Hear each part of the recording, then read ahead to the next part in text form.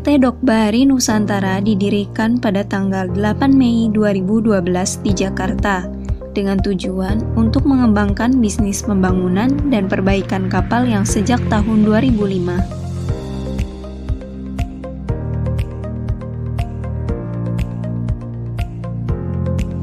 Secara strategis, manajemen PT Dok Bahari Nusantara memilih Cirebon sebagai pusat operasional galangan yang telah berhasil membangun berbagai tipe kapal dengan jumlah total mencapai 24 unit.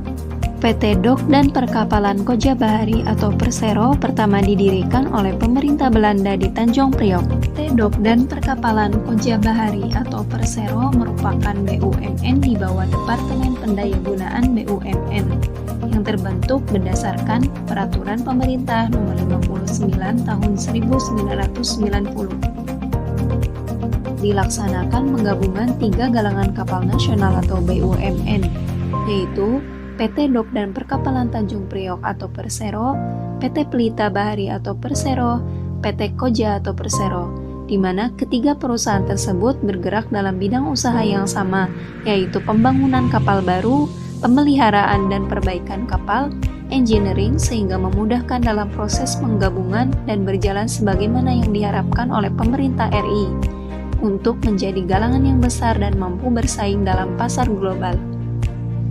Perusahaan ini didirikan dengan tujuan untuk membangun suatu industri galangan kapal lengkap dengan fasilitas penunjang yang mampu membangun kapal baru dan mereparasi kapal sampai dengan ukuran 150.000 ton. Reparasi ini adalah proses perbaikan sebagian dari benda yang sudah ada dan mengalami kerusakan atau perubahan bentuk yang tidak diinginkan. Untuk kapal yang pertama kali direparasi, maka diperlukan survei dari pihak owner dan galangan untuk memastikan bagian-bagian yang akan direparasi. Kapal yang sudah pernah direparasi maka akan lebih mudah karena sudah ada catatan bagian-bagian yang sudah direparasi dan tidak memerlukan tes.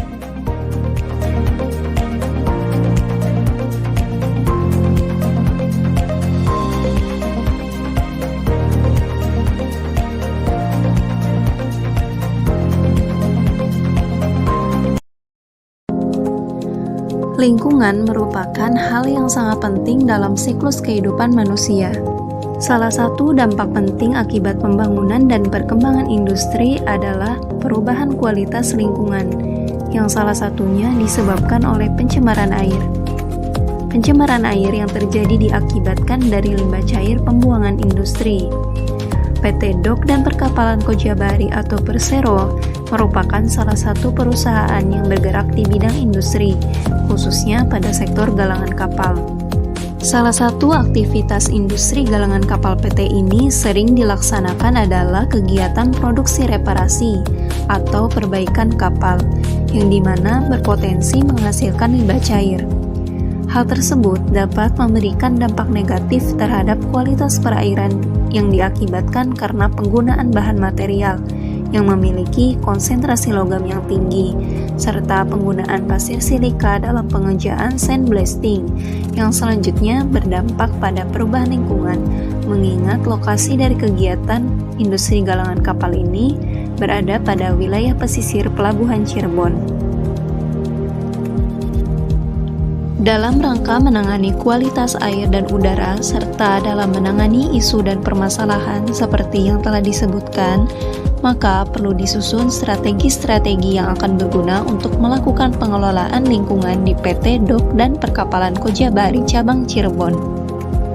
Berdasarkan hasil wawancara bersama Pak Sugiono selaku staf dari PT Dok dan Perkapalan Koja Bahari Cabang Cirebon, dalam melakukan strategi pengelolaan lingkungan, dilakukan penentuan komponen pembentuk strategi yang terdiri dari faktor internal, yaitu kekuatan dan kelemahan, dan faktor eksternal, yaitu peluang dan ancaman.